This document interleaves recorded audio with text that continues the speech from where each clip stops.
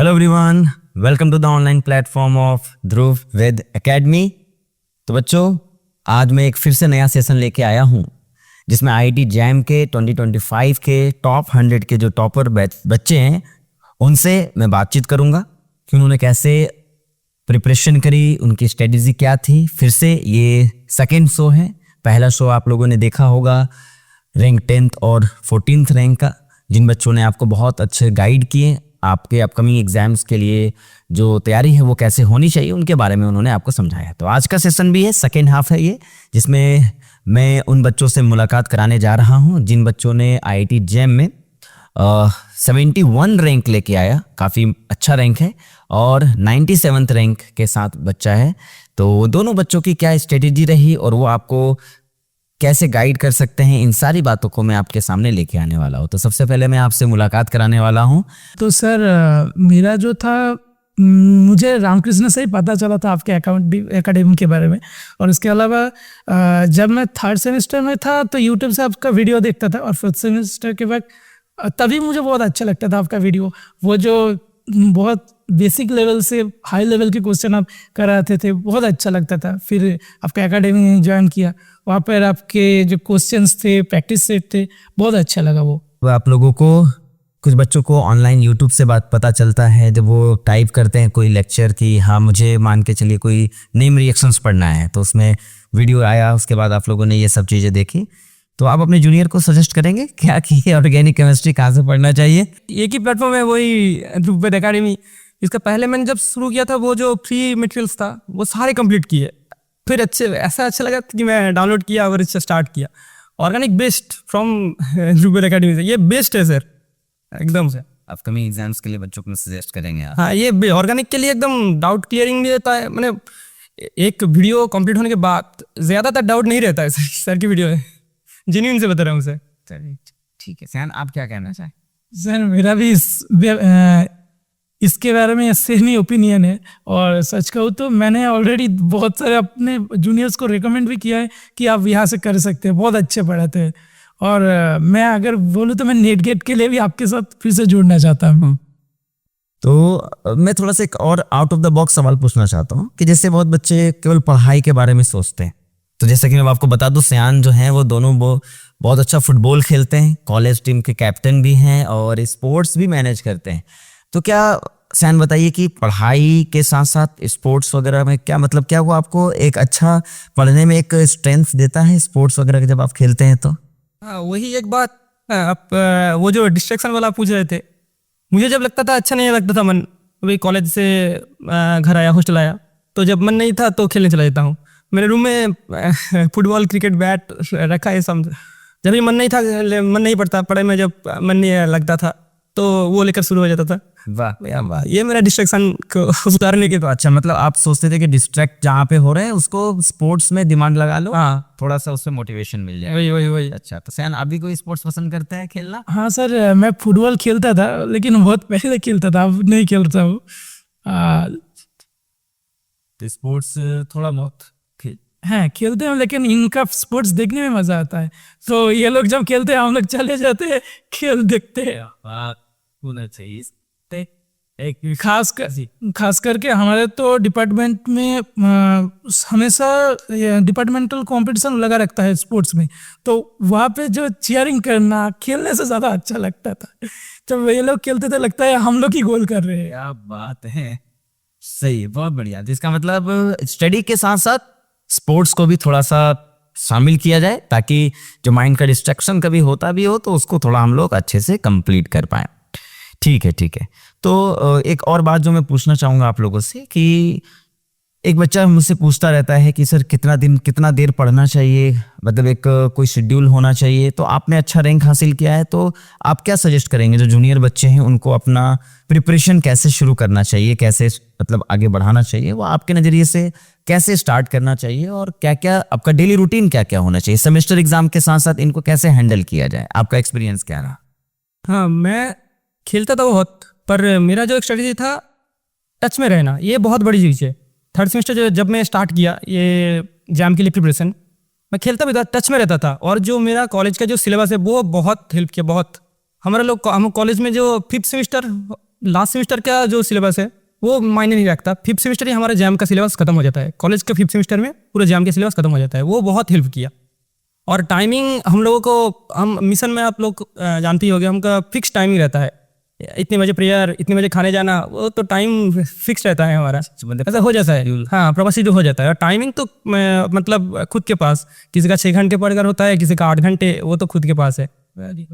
आपका क्या रहा है इसमें? सर इस बार में मेरा मानना है, मैंने भी वही 4th सेमेस्टर से चालू किया था, और उसके पहले जब मैं सेमेस्टर के लिए पढ़ता था तब भी आपका वीडियो मुझे हेल्प करता था बहुत अच्छा।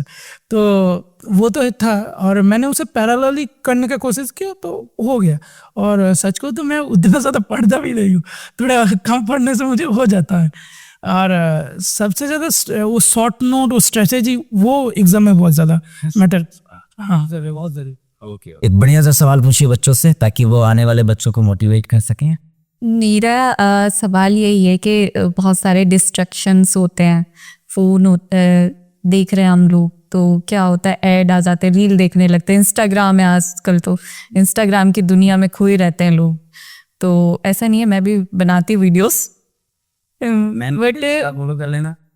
हाँ, मेरे भी मिलियन व्यूज़ जाते हैं, बट मैं बनाती हूँ, देखती नहीं हूँ, बनाती हूँ। सो हमसे बनाई थी, सब गया था ना ज़्यादा। ओ, पहले से ही जाता था। तो ऐसा है कि आप लोग भी ऐसे चीज़ें यूज़ करते हो, या मतलब डिस्ट्रैक्शन जैसे आते हैं तो उसको दूर कैसे करते हो? पढ़ाई पे फोकस फिर कैसे कर पाते हो? बहुत सारे स्टूडेंट क्या होते हैं कि पढ़ना तो चाहते हैं, बट वो ऐसे डिस्ट्रैक्शन आते हैं कुछ, और फिर वो डिस्ट्रैक्ट हो जाते हैं किसी किसी चीज़ में, तो वो नहीं कर पाते। डिस्ट्रैक्शन वो तो नेचुरल थिंग है, वो तो होता ही है सबको। हमारा जो कॉलेज का प्रेशर रहता है, कॉलेज हर डे 8 पीरियड होता है हमारा। फिर कॉलेज से आके खेलने जाता हूँ, मैं बोला, उसके बाद प्रेयर होता है, उसके बाद टाइम, पढ़ने का टाइम लिमिटेड ही होता है हमारा। तो जब रील्स वगैरह देखने के लगता हूँ तो कुछ देर बाद तो याद आता है वो सिलेबस बाकी है, कल तो क्लास है, कल प्रैक्टिकल है। सो ऐसा हो जाता है ऐसे। ओके, याद आता है तो फिर अपने हाँ, पास हाँ, वही आपका से है। सर मैं तो खुद ही बहुत ज़्यादा डिस्ट्रैक्ट रहता हूँ। जेन्यून मतलब होगा ना, एक आंसर है, जेन्यून आंसर है ना, ऑलरेडी डिस्ट्रैक्टेड हो सब। मोटिवेट मैं जब ये लोग सब पढ़ते हैं रूम में, तो लगता है अब मैं भी थोड़ा पढ़ाई कर ही लूँ, क्योंकि लगता है कहीं पीछे नहीं रह जाओ। और सच कहूँ तो लास्ट जो सेमेस्टर के जैम के जस्ट 2-3 महीने पहले मैं डिस्ट्रैक्शन से बचने के लिए मैंने वो सारे ऐप से डिलीट कर दिए थे, जिससे स्क्रीन टाइम थोड़ा कम हो। सही बात है। तो ये बहुत बढ़िया, बहुत मजेदार मतलब आपने जवाब दिया कि भाई अगर बाकी लोग पढ़ रहे हैं तो यार मैं भी उनके साथ पढ़ लेता हूँ। और देखिए ये होता है एक माहौल का इम्पैक्ट। तो बच्चों आपसे भी मैं रिक्वेस्ट करूंगा, एक सही माहौल में बैठे, ऐसे दोस्तों के साथ बैठे जो आपको लॉजिकली मतलब कुछ सिखा पाए। हंसी मजाक अपनी जगह है, दोस्ती यारी ना हो, हंसी मजाक ना हो तो आदमी परेशान हो जाता है, प्रेशराइज्ड हो जाता है। लेकिन ऐसे भी माहौल में रहना बहुत इंपॉर्टेंट है, जहां पे अगर आप डिस्ट्रैक्ट हो तो आप अपने माहौल को देख करके वापस से ट्रैक पे आ जाएं, है ना। तो इसलिए जो बच्चे डिस्ट्रैक्ट होते हैं, तो मैं आपसे सजेस्ट करूंगा आप एक अच्छा ग्रुप सर्कल बनाइए। देखिए ये 4 बच्चे जो मेरे साथ जुड़े हुए हैं, ये सेम कॉलेज के, सेम हॉस्टल के, सेम कमरे में रहते हैं। आप सोच सकते हैं, और इनकी रैंक आप देख सकते हैं बच्चों। तो अपकमिंग जो बच्चे देने वाले हैं एग्जाम, उनके लिए सबसे इंपॉर्टेंट है माहौल ठीक करो, सर्कल सही चुनो, और एक साथ जब सारे बच्चे एक साथ तैयारी करेंगे तो थोड़ा बहुत एक दूसरे को कोऑपरेट करके। तो यही मैं आपसे सवाल पूछना चाहता हूं कि एक दूसरे को आपने कैसे कोऑपरेट किया। मतलब होता है ना कि हाँ ये टॉपिक आपका स्ट्रांग नहीं है, ये टॉपिक वीक है, तो आपका कौन सा टॉपिक स्ट्रांग था और वीक कौन सा था, और आपने उसको कैसे सही किया? मेरा तो ऑर्गेनिक और फिजिकल बहुत अच्छा लगता था। ऑर्गेनिक तो बहुत अच्छा लगता है, और इनऑर्गेनिक थोड़ा मेरा वीक था। तो मैं पहले इनऑर्गेनिक एक बार पढ़ लेता था तो छोड़ देता था। तब पहले दिक्कत होती थी। बाद में क्या किया मैंने, वही सेम टॉपिक दूसरी बार पढ़ी, तीसरी बार पढ़ी। फिर मुझे लगा कि एक चीज़ को एक बार नहीं, बार बार करने से वो ईजी लगता है। जो ज़्यादा कठिन, कितना कठिन होना, वो 3-4 पढ़ने से हो जाता है। फिर मैंने ये किया कि जो टॉपिक मुझे सबसे कठिन लगता था, मैं उसे, वो जो नोटबुक है, बुक है, वो मैं पास में ही रखता था, देखता था फ्रिक्वेंटली, वही देखता था, तो वही सबसे ईजी हो जाता है। ऐसे ही मैं ब्लॉक केमिस्ट्री ज़्यादा अच्छा नहीं लगता था, ज़्यादा रटना पड़ता था, याद रखना पड़ता था, तो वही पास में रखा था लास्ट 3-4 महीने, वही पढ़ता था तो याद में आ जाता था। Very good. जैसे और एक मैं स्टूडेंट, मैं एक ऐसा फील करता था पहले, सभी स्टूडेंट कैसा होता है जो मेरे से जो अच्छा पढ़ता है, एक ईगो का प्रॉब्लम होता है कि मैं उससे डाउट ना पूछूं। ये नहीं है हमारे कॉलेज में, मैं तो सबसे अच्छा नहीं हूँ, मतलब ऑर्गेनिक में मैं अच्छा नहीं हो सकता हूँ, मैं होता भी है रामकृष्ण अच्छा है ऑर्गेनिक में, मुझसे जो अच्छा है मैं उससे पूछ लूँ, ऐसा ये ईगो के बारे में मत रखिए। मैंने मतलब आपसे जो अच्छा है, जो सब्जेक्ट में, जो टॉपिक में, उससे पूछ के डाउट क्लियर कर लीजिए, बस वही खत्म। शाबाश, ये बहुत अच्छी बात आपने कही सैन, मुझे बहुत अच्छा लगा इस चीज में कि अगर आपको कोई चीज सीखना है तो आपको ईगो साइड में रखना पड़ेगा, है ना। वही, और सेम एज ग्रुप के साथ ईगो थोड़ा हो जाता है, वो तो कॉमन है। अच्छा है, ये बढ़िया कर रहा है, वही, अच्छा उससे नहीं पूछूंगा, ये होता है। हाँ, ये क्योंकि हमारे साथ भी ऐसा हुआ था। मैं ऑर्गेनिक में अच्छा था तो मेरे साथ एक हिंदू कॉलेज थे, हिंदू कॉलेज का एक दोस्त था मेरा, वो फिजिकल इनऑर्गेनिक में बहुत अच्छा था, ठीक है, उसकी तो कह तो सब कुछ अच्छा था उसका। तो मैं अगर उससे कुछ पूछने, मतलब मैं भी अपना ईगो को साइड रख करके उससे पूछने जाता था तो वो बड़ा अच्छे से मुझे सजेस्ट करता था, समझाता था, तो शायद मेरा भी एक अच्छा रैंक लाने में उस दोस्त का काफ़ी हाथ रहा है। तो सयान, आप क्या बताएंगे, अगर आप ग्रुप स्टडीज़ को कैसे प्रेफर करते हो? सर ग्रुप स्टडीज़ तो बहुत ज़्यादा इम्पोर्टेंट है। आज सच कहूँ तो मुझे ऑर्गेनिक पसंद है और मेरा फिजिकल बहुत ज़्यादा वीक है। जब ऐसा कि 5th सेमेस्टर में जब हमारा क्वांटम का पेपर था तो मैं इसके पास चला गया था कि इसी ने मुझे क्वांटम पढ़ाया कि देख ये होता है। और ऑर्गेनिक मैं अच्छा उतना भी हूँ नहीं, लेकिन अच्छा लगता है, तो वहाँ पे रामकृष्ण से बहुत ज़्यादा हेल्प मिल जाता है। इनऑर्गेनिक में सर है हमारे, PRG सर है, AVS सर है, वो बहुत अच्छा कॉन्सेप्ट देते हैं और ON ने बहुत हेल्प किया था। और वो जो ब्लॉक केमिस्ट्री है वो तो ज़्यादा रटना ही पड़ता है, शॉर्ट नोट करके थोड़ा थोड़ा किया और वो फार्मूला बेस्ड फिजिकल हो गया हो गया।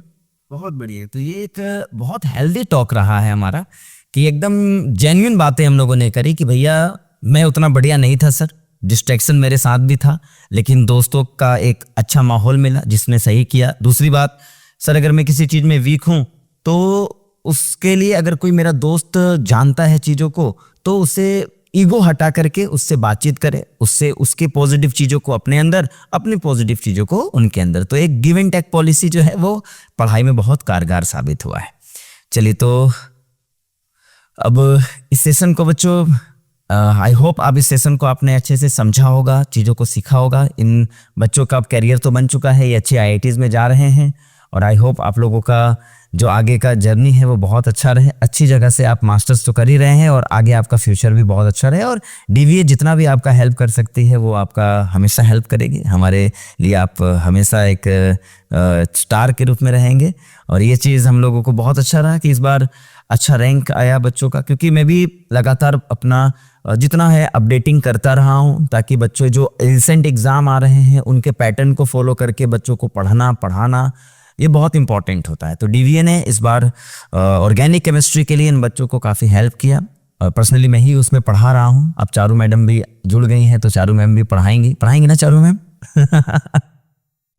पढ़ाएंगी। चलिए दोस्तों, तो इस सेशन को यहीं पे कंक्लूड करते हैं और इन बच्चों को ऑल द बेस्ट कहता हूँ मैं, आगे फ्यूचर में अच्छा करे। थैंक यू सयान, दोनों आज इस सेशन में अच्छे से मुलाकात की हम लोगों ने। Thank you so much.